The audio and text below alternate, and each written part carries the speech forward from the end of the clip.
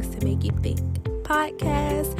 And the focus of my podcast is mental health, although because of a lot of things that we go through indirectly or directly affects our mental health, we'll be talking about pretty much everything. So nutrition, physical health, finances, education, and even sex, and just pretty much all things the human experience.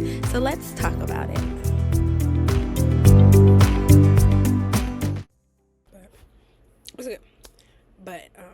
Hey, how are y'all doing? I just want to get into this quick episode real quick. I actually have somewhere I need to be like right now. That's my problem. I'm always running late, but I wanted to get this done and out the way. I feel like my podcast is more important than, playtime. So with that being said, let's get into it, guys. So this podcast is really just about end of the year evaluation, and I feel like it's really important for people to sit down and really think about how their year went, the things that they did or didn't do, and just like evaluating your habits and whatever patterns you may have noticed that you were into during 2023 that you shouldn't bring into 2024. So just for example, I'll say, like, for me, I feel like one thing that I did in 2023 that I refuse to bring in 2024 is eating out, like, as often as I did. I don't feel like there's nothing wrong with eating out, but I feel like I did a little bit too often. And it's not even about like my food choices, because I feel like even when I eat out, I try to choose the best option as far as health wise, but spending money because I like to eat good, so I'm usually spending a little dollar on food, whatever, because I like to go to places like Honey Grove, So Fresh if I'm eating out, Cheesecake Factory, which is relatively cheap. It's really not that expensive, but that's a little bit on the expensive side. And recently I went with my sister Morton's downtown. That was expensive but I like to eat good because I feel like I deserve it, and this is my body, and I feel like I want to consume things that are delicious and good for me. So, but that's one thing that I feel like, just for example, a habit that I want to break and not bring into 2024. And what better time than any year to really just like sit down and evaluate yourself and your habits and the things that you did throughout the year that you just really don't want to do next year. You know what I'm saying? Because I mean, that's for people who want to grow. Because for me, I want to grow. Like, I want to grow, like, mentally, physically. Like, I want to lose weight. I'm trying to heal from childhood trauma. I'm trying to be a better mom. Be more consistent with my podcast. I'm still trying to figure out what I want to do. Like, it's because I know I want to go back to school, so I'm trying to figure out what I want to go back to school for. Well, I know what I want to go back to school for, but I just don't know what path I want to take. So just things like that, and I'm just really trying to just grow overall. So it's important for people like me and you, who aspire to grow in all areas of life, to really evaluate yourself, so that you can understand where you're falling short when it comes to reaching certain goals. Okay, so one thing, I'm just going to go over a few things that I want to pay attention to in 2024. I personally always, even if I'm not like externally reacting and like, saying something or doing something to something, just like in reaction to something, I might think it in my head, or I might even say it out loud, but to myself. And that comes with understanding that everything don't need a response. I guess it's cool to say it in my head, you know, but like for example, like somebody cut me off. Like I don't have to beep. I don't have to get all, be in my car and be all frantic and be mad like, oh my God, you motherfucker, why would you come? You know what I'm saying? Because sometimes I'll be like that. Sometimes I'll be snapping out in my car, like, and even though that person can't hear me, which is stupid for me to do, because I'm like snapping out, talking shit in my car, they can't even hear me. But it's kind of an outlet for me, I guess, but I feel like it's unhealthy because it's like it raises my anxiety, it makes me feel uncomfortable, irritated, etc., etc., and I feel like that's literally unnecessary. Like, okay, they cut me off, all right, move on. It's not that real, you know what I'm saying? So like, I'm learning to not respond to certain things because not everything needs a response. You know what I'm saying? Like I just feel like not everybody deserves my energy. Not everybody deserves a response. I can't I can't be giving responses and energy to just random situations, just random people, because that shit's draining. Like, and I just feel like I'll never heal if I continue to be that type of person. So yeah, that's one thing that I refuse to bring into 2024 is responding to bullshit and giving my energy to things that really don't deserve my energy.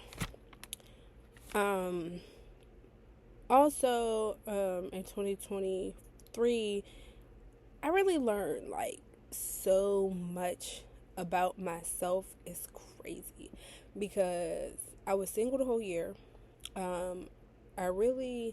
I ain't really talk to nobody the whole year. Like, as far as like dating, like I didn't really date for real. I did end up start dating in like June, or at least I tried to date in like June, and that was like unsuccessful. So, but I also didn't really put too much energy into it because I knew that I really wasn't in the mental space to really be dating. So, I just really wanted to talk to people for real. But obviously they wanted more. So, it kind of got close to like, being dating exclusively. But like, I kind of fell back because as soon as I see flaws nowadays, I'm out. If you can't treat me how I want to be treated, I'm out. I'm sorry. I'm just not, like, I'm big on my peace. I'm not accepting the bare minimum. I just really got to set the tone this time. And, like, this time around, because I refuse to just be somebody's baby mom again. I have one baby daddy, and I ain't finna be racking up baby daddies. That's all I'm saying. So, I have to be mindful of the people that I'm dealing with, because my intentions is to be into a long-term committed relationship and maybe marriage in the long run. Even if that don't mean legal marriage, we could have a wedding and never file for our papers. I'd be cool with that because I've been married before, and yeah, that's just a hassle. So I can do without. But moral of the story is, my intentions when it comes to dating is long term and marriage and everything. So if a person's not on the same page as me with that, it's just like, I'm not finna waste my time with you. Like, I'm just not. Like, also, men who are damaged, for some reason, I attract men who are damaged because I'm damaged, and I'm also in the process of healing. So, because they say you are what you attract, so I guess I'm damaged. I mean, I know for a fact I'm damaged, so, it makes sense for me to attract damaged people. But I feel like when I attract damaged people, they be looking for me to heal them, and it's like, bro, I'm trying to heal myself. Like, I can't heal you too. In one instance, but then we have other people who just want to jump into relationships and everything, just want to rush everything, and I'm just not doing that. I'm not. Like, I'm taking my time with everything. I'm being mindful, because I rushed into a relationship with my ex-husband, and look at us now. 3 kids, and we're not even together. So, you know what I'm saying? So I'm trying to be, like, mindful of, and intentional when it comes to dating going forward. But yeah. And I want to say that one thing I learned this year is to be present. Um, I know this podcast is like kind of all over the place. I'm not really trying to I'm just talking about random stuff when it comes to evaluating yourself at the end of the year, things you need to pay attention to, things you learned about yourself, etc., etc. Just so people are not like, what the fuck is he talking about? So I'm explaining it. But I also learned that I spent a lot of years not being present. Like, you have to be someone who's mindful to understand what I'm saying. Like, I spent a lot of years in my mind and not like in the moment. You know what I'm saying? Like, for example, so this is one technique that my therapist taught me that made me realize that I don't be present in the moment. It's actually on my phone. She said, she sent me this thing, and it's like, when she told me, when I'm feeling overwhelmed, go to this. 5 things you could see. 4 things you could touch. 3 things you can hear. 2 things you can smell. And 1 thing you can taste. So, it's just like a way to calm yourself down and just like be present in the moment. You know what I'm saying? Because like I'll be mad or I'm frustrated or maybe I'm thinking about some shit that happened years ago, or maybe I'm dwelling on, childhood trauma or whatever the case may be, but it's just like none of that matters but this moment. This moment is what matters. So being present is what matters. So, I took heed to her advice when it comes to being upset or just being irritated or just being sad or whatever, and just about old shit, and just being present. Like, let me just be here. Like, how do I feel now, in this moment? We ain't finna think about how we felt 10 years ago or 20 years ago or when we was child or even 3 years ago when I might have been in a bad relationship. How do I feel now? Because honestly, none of that shit matters. What matters is where I'm at now and how I feel now. So, I realized that, when she told me that, I realized that I spent a lot of years not being present, which is also not being mindful, which is like, it clouds a lot of judgment when it comes to navigating through life. But, another thing that I learned this year was, which kind of coincides with what I was just talking about recently, staying single. Recently, like I said, I was dealing with this one guy, and he really just was like wanting to jump into a relationship, and I'm just like, I was talking to him like for a few months and everything, and he just was like, we should just be together, da da da. And I'm just like, I don't think I want to do that. I don't think I want to do it. Like, I understand, like, I fuck with you bang with me and everything, which is understandable, but I'm just not going to jump into a relationship because, first of all, I love being single. I love being able to do what I want when I want and not have to check on nobody. So I love being single. So I'm not jumping into a relationship. But like in my previous years, before I was mindful. Okay, so obviously I've been single before. This ain't my first time being single, but when I was younger and I was single, I was still looking for men to deal with, looking for a relationship, looking for love, looking for attention, etc., etc. But from men. But now at 30, being single, I ain't look for love in no motherfucking body. I was looking for that love in myself. And I spent a lot of time loving myself, catering to myself. I done bought myself flowers, took myself out to eat, and just really spending time and loving myself and treating me how I want to be treated. So when it comes to a man coming into the picture, it's just like, if you can't treat me how I treat me, I don't want you. I'm sorry. And I treat myself pretty good. You know, like I'm not the type to have my hand out, but I show myself attention. I care for myself. I take time with myself. I'm patient with myself. I'm understanding with myself. Um, I like to spoil myself here and there. You know what I'm saying? So just like things like that. If you can't meet those qualifications, I'm good. I don't even want your ass. Okay. But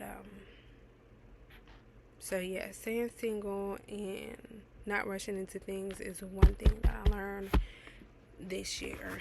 And I really spent a lot of time finding myself while I was single, which was very wholesome. And I'm so happy that I was able to do that and being mindful at the same time so that I could really learn myself. And one of the most important things that I learned is to, like I was saying, is to love myself first. I was giving way too much of myself to people who ain't deserve me because I didn't love myself.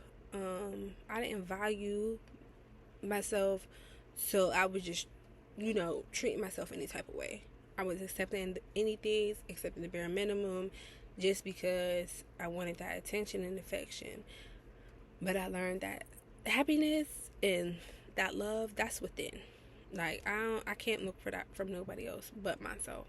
So when it comes to looking from somebody else, I know what I'm looking for because I'm able to be that for myself. You know what I'm saying? But yeah, loving myself first is one thing I learned. And also I learned that you have to be in the right space to date. If you're not in the right space mentally, financially, and shit, sometimes even physically, that's going to affect your dating experience. Because usually when people go into situations, and I feel like that's why a lot of situations happen, situationships. I feel like when people jump from situation to situation, you're never giving yourself time to understand yourself and what you really want and what you're really looking for and what you will tolerate and what you will not tolerate. So you really have to be in the right mental space, and you really have to love yourself, because if you don't love yourself, you're going to look for it too much in other people, and when you don't get it, you're going to be disappointed, you're going to be hurt, you're going to be broken, and you're going to just be really too dependent on that person fulfilling that void that you're looking for them to fill. That's why it's important to fill that void yourself before you even start dating. That way, when it comes to dating, like you're being mindful, you're present, you're understanding what you're looking for, you're intentional, you understand what you're looking for. You're not going to accept certain shit because compared to if you wasn't mindful, because you know what you're looking for, you know how you feel about yourself, you're confident, you love yourself, and you're just not going to accept certain bullshit that you would if you didn't have those attributes, like where you was loving yourself and confident, etc., etc. But yeah, so that's definitely something I learned, and I feel like that is so important because I didn't realize that before, and that's the whole reason why I'm sitting here a single mom with 3 kids, because I gave my time and energy to the wrong person, basically. But yeah. So another thing that I realized about myself last year is, which kind of coincides with eating out and everything, I need to be more mindful of my spending. Like when I get paid, because like I was traveling, so I was getting paid good, and even now at a job that I work now, I get paid decent. When I get paid, it's just like spend, and I realized that I got my money blueprint from my parents, who were never really good with money, and who literally spend every dollar they had. So they don't have life insurance. Well, they might have life insurance now, but they weren't invested into. I'm just gonna talk previously. I don't, I think they have life insurance now, but like they wasn't investing into life insurance. They wasn't investing into no house. They wasn't investing into stocks or anything that's going to make them more money. But when they have money, they spend, spend, spend, spend. So something I learned this year is that, and that I'm not going to bring into 2024, is I'm not going to just be frivolously spending. And even before I spend any money, I'm going to invest my money. So I'm going to put money into my stocks, which I already do have, but I want to keep putting more and more money so that in 10, 20 years, when all that shit double, I'm going to have some good money when it comes to me retiring on top of whatever I'm making then. But, so yeah, next year I'm definitely going to be, before I start spending money, obviously paying my bills, put some money into stocks, and then whatever's left, I could spend it on whatever. But the thing is to be mindful of where you're putting your money. And, I feel like it's kind of cool to actually write this stuff down for when you get paid, so that you know where to put your money and where it's going when it goes. So, setting aside money for bills, gas, food, investing, your children, a trip, birthday, whatever. Just being mindful of where you're putting your money will help you in the long run, because when you spend frivolously, most people when it comes to checking their account, it's like, damn, I didn't even realize I spent that much money. I'm just swiping because I know I got it. But now I don't got shit because I was just swiping and swiping. Now I don't got nothing because I kept swiping and, not being mindful. So next year, I'm definitely going to be very mindful of where I'm putting my money and just really focusing. Because people say, it's important to really stay down till you're up. If you don't really got it like that, stop spending it until you have it like that. Because you ain't never going to get to where you want to be if you just keep spending on little bullshit that's unnecessary. A lot of people spend money on things because they look for validation. And I'm not talking about just other people, even me. You know what I'm saying? People be looking for validation. And it's unnecessary because you're looking for validation from people who ain't even valid. Who ain't self-aware.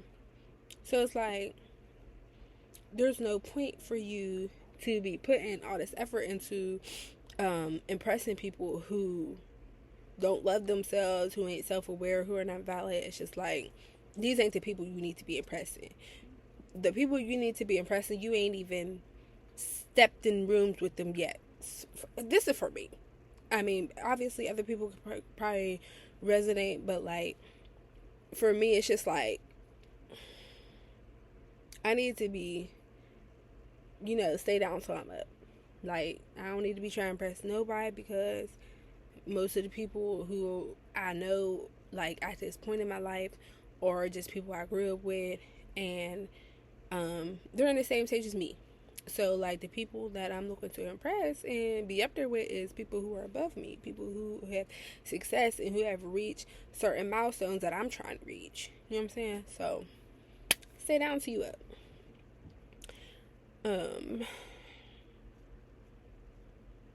Another thing I learned is that my kids deserve the best version of me. But this is also something that I realized years ago when I even first had kids. I was starting my healing journey, because I'm they don't deserve no damaged ass mom. But in the process of me raising them, I went through a lot of shit that really had me depressed, really had me down in the dumps. And I realized that I really need to get my ass up and really need to focus on healing, because my kids do not deserve this version of me. They don't deserve this angry, irritated, little patience, depressed, low energy version of myself. They deserve the high energy, high patience, happy, excited version of myself. And that's the type of person that I want to be, and that's the type of person that they deserve, because they didn't have to be here. So I don't want to be the reason that my children have to heal from anything. You know what I'm saying? I want to be the safe space always for them. Anything that they go through, I want them to always be able to understand that they can come to me. I don't want to be, the one who they're just okay, I gotta heal because me and my mom ain't had the best relationship. She treated me like this, that, and the third. I don't want to be that parent. I have no Like, I don't think I might lose my shit sometimes because they're toddlers and they be doing some shit. But at the same time, I do apologize, when I do lose my shit. And I try to be more mindful in when it comes to being patient and just like taking my time with my children, because they deserve that. Like, they deserve to be happy. They deserve a happy mom. They don't deserve the broken version of me. So I'm working every day very, very hard to make sure that they don't have to experience that. Because I don't want them, like I said, I don't want them to have to heal. Because, like, there's shit I have to heal from my parents. Like, the emotional negligence, lack of support, lack of all types of shit that I have to heal from them. And I just don't want my kids to have that, to have to heal from. Another thing that really changed me is being divorced. Bruh. I thought, I picked a good guy. I thought that, to reproduce with, I thought that, even when we may not have been together, I mean, even, like, even if we wasn't together or anything, I thought that he would still be a great person to me and to my kids. But I'm not going to get into that too much. I just learned a lot. And, people was always like, you got to pick right when it comes to who you reproduce with and everything like that. And I'm like, I thought I did. I really did. Like, I ain't never missed no doctor's appointments. He ain't never missed, he was always there with every child that I gave birth to. Like, he was there through it all. So I never would have thought that when it came to us being divorced that he wouldn't be as supportive. He wouldn't be supportive of me taking care of our kids, because I'm a single fucking mom. So, but yeah, we ain't gonna get too much into that. But I do feel like it's kind of my fault in a sense, kind of, but not kind of. Like, I feel like the way that I ended a relationship was very unhealthy. I do take accountability for that. I feel like I could have definitely been more patient with him for a little bit longer, I guess, because we were married. It was till death do us part, but at the same time, I'm just like, I have to choose me. So that's the type of shit I was on. Maybe I was selfish, but I just really wanted to choose me. I wanted to be happy. And I end up being fucking depressed. But it's okay, because now I'm finna be happy again, because now I'm finding a version of myself that I never would have found, I think, if I would have stayed in that relationship. So, in that marriage. So, yeah. It's good. But, yeah, but also just, this year I realized how hard it is to be a single mom.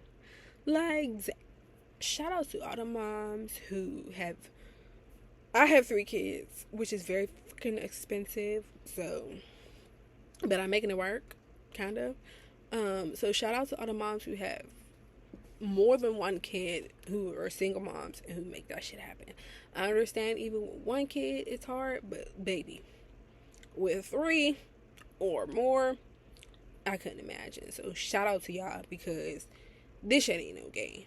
Okay, like, I ain't never see this for myself. I always thought that I would be, I wanted a 2-parent home. That didn't work out, but I always thought that I would have somebody who would really be helping me, just, putting just as much effort as I am when it comes to parenting, and that is just not the case. And this shit is hard, because I feel like I'm pretty much doing it by myself, financially and mentally.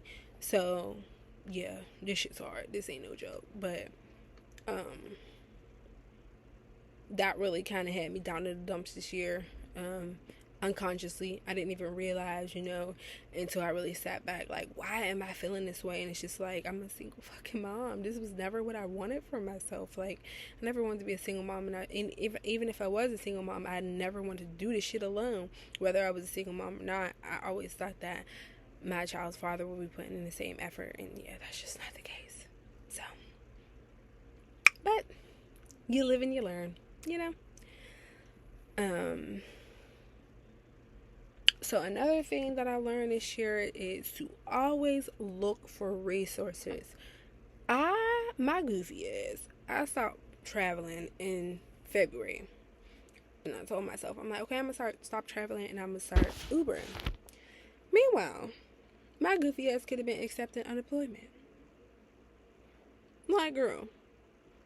But I didn't apply because I didn't think of it. I don't know why I didn't think of it, because it's like, I didn't get fired. So when I think of unemployment, I usually think of getting laid off or getting fired, and it was just like my contract ended. But I could have been getting paid up until I had got my job in August. But my goofy ass didn't realize it. Same with the PPP loan. I had a legitimate business that I could have had money, that I could have got money for, and to grow my business, but my goofy ass, for some reason, felt like I was doing something illegal if I applied for a PP loan. I don't know why, but I'm goofy as hell, and I'll tell you, I would never miss out on no money again, whether it's unemployment, PPP loan, whatever. Take advantage of resources.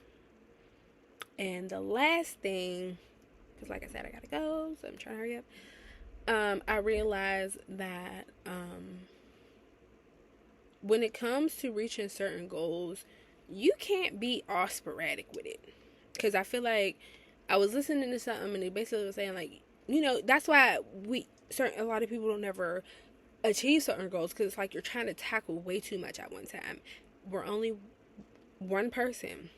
We need to be focused on the things that we're trying to tackle, so that it's easier to focus and easier to obtain these goals. For example, like, I'm like trying to, like, okay, I'm just talking about how, I'm not even gonna talk about, because now I'm being mindful and what I'm spending my time with and everything and what I'm focusing on. But previously, I'm trying to grow my ruffle sock business, trying to start a podcast, also working full-time mom. What else was I trying to get into? I be trying to get into investing, and it's like I be just trying to focus on different things, way too many things at one time. And it's okay to like dibble and dabble, into certain things. I feel like it's cool to, put a few dollars in investing just to try to learn, as you go. But to really put your full attention in all these different things, it's just, you're never going to reach whatever goal. So it's important to really just focus on 1 or 2, 3 things at once, 3 maximum, so that you have the time and mental capacity to focus on these things so that you can obtain these goals. And once you obtain those goals, then you could start focusing on something else. So for me, I do want to go back to school, so I'm giving myself some time because I'm trying to decide what I'm going to do. But I do want to go back to school, and I really want to focus on my podcast. So those are 2 things that I really want to focus on when it comes to the next year. And I might change eventually, because that ain't none of y'all business. But more of the story is, pick 2 things to really focus on, and just focus on those things. There's nothing wrong with being mindful when it comes to, like, okay, I want to focus on those things, but at the same time, I do want to be more mindful when it comes to being a better parent, and being better when it comes to losing weight and being healthy, and et cetera, et cetera. So those are things that I'm going to pay attention to, but when it comes to really putting in the effort, it's just going to be on 2 to 3 things, and those goals that I'm trying to reach. And once I reach those goals, then I can put more energy into whatever other goals.